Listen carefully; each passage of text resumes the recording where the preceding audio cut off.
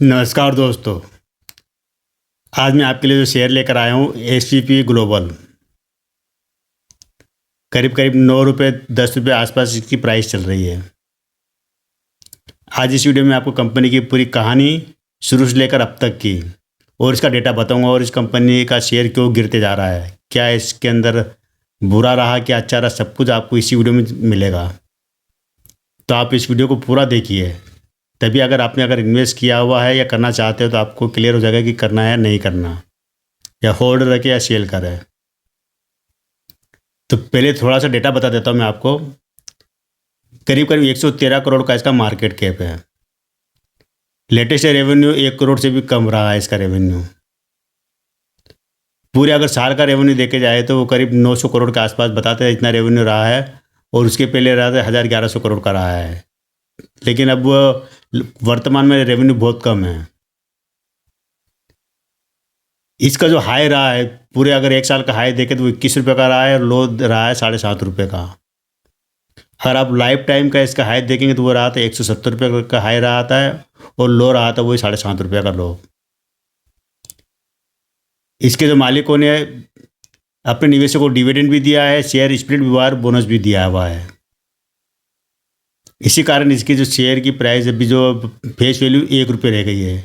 इन्होंने एक शेयर पर 9 शेयर तक का बोनस दिया है और बाद में जो 10 रुपये फेस वैल्यू तो उसको 1 रुपये कर दिया। यानी कह सकते हैं कि जिसके पास भी अगर एक शेयर आईपीओ में मिला होगा वो 20 शेयर बन चुके हैं।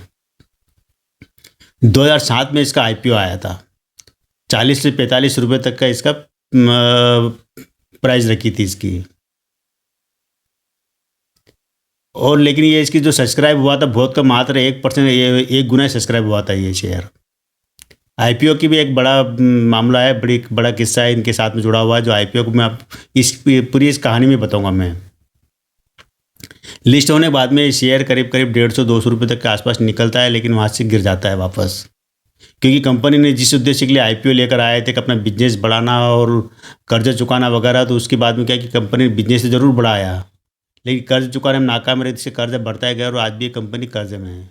कर्जा इतना है कि जिसका ब्याज, जितना इनका रेवेन्यू आ रहा है उससे ज़्यादा तो इनका ब्याज बन रहा है आज की तारीख में।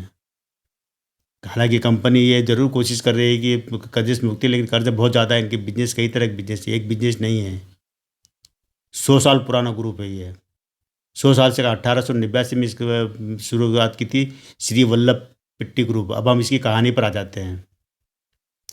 तो श्री वल्लभ पिट्टी, ये ग्रुप की स्थापना की थी हैदराबाद से की थी इन्होंने। और उसके बाद में कई जगहों पर इन्होंने अपने यूनिट लगाए। शुरुआत में ये जो काम करते थे, जो दलाली का काम करते थे, कपास का इनका दलाली वगैरह होता, जींसों का, मेटल का और रसायन का इनका काम करते थे ये। उसके बाद में धीरे धीरे इन्होंने एक कंपनी की स्थापना की जो धनों फाइनेंस के नाम से। धनों फाइनेंस के बाद में इन्होंने उसका बाद में नाम बदल दिया और सिनेरियो मीडिया कर दिया। मीडिया के से भी जुड़े रहे ये, जो कि कॉम्पैक्ट डिस्क वगैरह के इस तरह काम करते थे। तो सिनेरियो मीडिया करते, सिनेरियो मीडिया के बाद में इन्होंने नाम बदल कर दिया एसपीपी ग्लोबल। ये जो काम करती है, कपड़ा निर्माण करती है, कॉटन का निर्माण करती है, इसके अलावा रेयान का, पॉलिस्टर, और इसके अलावा ये जो काम करती है पेपर का काम, जो कंप्यूटर के में काम आते हैं वगैरह, जो पेपर बनाना, पेपर का सप्लाई करना, कपड़े, पेपर, धातु और तमाम तरह के काम भी का कंपनी करती है। कई तरह के इनके बिजनेस है, 5-7 तरह के बिजनेस है। लेकिन अभी जो पूरा जो कारोबार इनका जो चिराग पिट्टी के हाथ में आ गया, जो कि इनकी चौथी 5वीं पीढ़ी के व्यक्ति है, उनके हाथ में आ गया बिजनेस, वो संभाल रहे हैं। लेकिन पुराने कर्जे इतने ज़्यादा इस कंपनी के ऊपर रहे हैं कि वो कर्जे से आज तक ये कंपनी मुक्ति नहीं पाई। अभी भी ये शेयर देखे जाए तो अगर अब कुछ समय पहले, ये करीब करीब 1.5-2 साल पहले की बात है, जब ये शेयर 40-45 रुपये पर भी हुआ करता था ये। लेकिन वहाँ से भी गिरते जा रहा है, क्योंकि इस कंपनी के ऊपर सबसे बड़ा बात कि कर्जे चुकाने में नाकाम है। कर्जे और कर्जे का ब्याज, जो ब्याज बन रहा है वो भी चुकाने में कंपनी नाकाम है। ये ज़रूर है कि मालिक के पास अभी कम से कम 55-56% होल्डिंग मालिक के पास अभी रखी हुई है। लेकिन पिछली जो होल्डिंग थी उससे भी इन्होंने काफ़ी 10-15% होल्डिंग गिरवी रखी हुई, मतलब बेच दी का, जो पहले दी थी वो उसमें से। अभी भी होल्डिंग ज़रूर ठीक है, लेकिन उसके बावजूद कंपनी का भी कर्जे से दबी हुई है। कर्जा इनका बहुत ज़्यादा है। जो बुक वैल्यू वगैरह देखा जाए तो इतनी नहीं आ रही है कंपनी के पास, और रेवेन्यू नहीं आ रहा। रेवेन्यू खास जो बिजनेस तो जरूर पे इनका है, कॉटन का इनका बिजनेस, अपने देश में भी सप्लाई होता है और बाहर एक्सपोर्ट भी करती है। 4-5 कारोबार, लेकिन कोई वही बात है कि कंपनी का अगर बिज़नेस चलता है तो निवेशकों को इनको कुछ फ़ायदा मिलना चाहिए उसका। लेकिन ये ज़रूरी है कि डिविडेंड दे रहे हैं, बोनस दे रहे हैं, लेकिन शेयर की प्राइस में जो ज़्यादा उछाल नहीं आ रहा है। अब मैंने अभी आपको बताया था कि इसके आईपीओ के समय भी एक बड़ा मामला बना था। हुआ क्या था कि ये जब 2007 में आईपीओ आया था इसका, उस समय की जब ये 2000 तब क्या होता है, आजकल क्या होता है, जैसे हम आईपीओ में पैसा लगाते हैं, एप्लीकेशन लगाते हैं, तो आपके जो बैंक का अकाउंट में जो पैसा पड़ा है उतना अमाउंट ब्लॉक हो जाता है। जबकि वर्तमान जो स्थिति बना रखी है एक्सचेंज ने कि भई आपका खाता, आपका मतलब पैसा आपके खाते में ही पड़ा रहेगा, केवल ब्लॉक हो जाएगा उतना अमाउंट। अगर आपको अलॉटमेंट नहीं आया या पैसा शेयर नहीं मिले तो वो आप जो अनब्लॉक कर देंगे उस पैसे को, आप उसको यूज़ कर सकते हैं। लेकिन 2007 तक पहले क्या था कि आपको एप्लीकेशन के साथ में ही पैसा ड देना पड़ता है। चेक से दो चेक लगाओ या कैश दो, जो भी उसी में लगाना पड़ता 2007 तक। तो काफ़ी लोगों ने इसके अंदर पैसा लगाया था, एप्लीकेशन लगाई थी, और उसमें क्या था कि जब शेयर का जो लिस्ट भी हो जाता है, बहुत कम, मतलब बहुत 1 गुना सब्सक्राइब होता है, लिस्ट भी होता है, सब कुछ हो जाता है, लेकिन जो इसके मर्चेंट बैंक थे, ये यूटीआई सिक्योरिटीज़, वो इस आईपीओ से बाहर हो गई थी। तो बाद में क्या होगा कि जिन लोगों ने मतलब आईपीओ में पैसा लगाया था उनको ना तो शेयर में अलॉटमेंट, मतलब शेयर मिले नहीं उनको, ना उनका पैसा वापस आया। एक ही होता है ना कि जैसे कि अगर आपने पैसा लगाया, आपका शेयर, आपका आपका जो एप्लीकेशन सक्सेस हो गया, आपको शेयर 10-15 दिन में, पहले 15 दिन लगते थे, 15 दिन में शेयर आपके खाते में आ जाते थे। लेकिन न तो लोगों को पैसा वापस मिला उनका, अगर सक्सेस नहीं हुआ तो पैसा भी वापस नहीं दिया, और न शेयर मिले। तो ये मामला हाई कोर्ट तक पहुँचा था, कोर्ट ऑफ जाता है, कोर्ट है इनके ऊपर, मतलब इनको पनिशमेंट भी करती है। और कोर्ट इनको ये कहती है कि जितना भी पैसा लोगों का जो वापस करना पैसा, 15% ब्याज के साथ वापस वापस करना पड़ेगा। तो वो पैसा इनको चुकाना पड़ता है, क्योंकि वो काफ़ी बड़ा अमाउंट था आईपीओ का, और हज़ारों लोगों का पैसा फँस चुका था ना, उनको शेयर मिले थे। तो वो पैसा भी इनको एक बहुत बड़ा मामला बना था, काफ़ी करीब करीब 5-6 महीने तक ये मामला चला।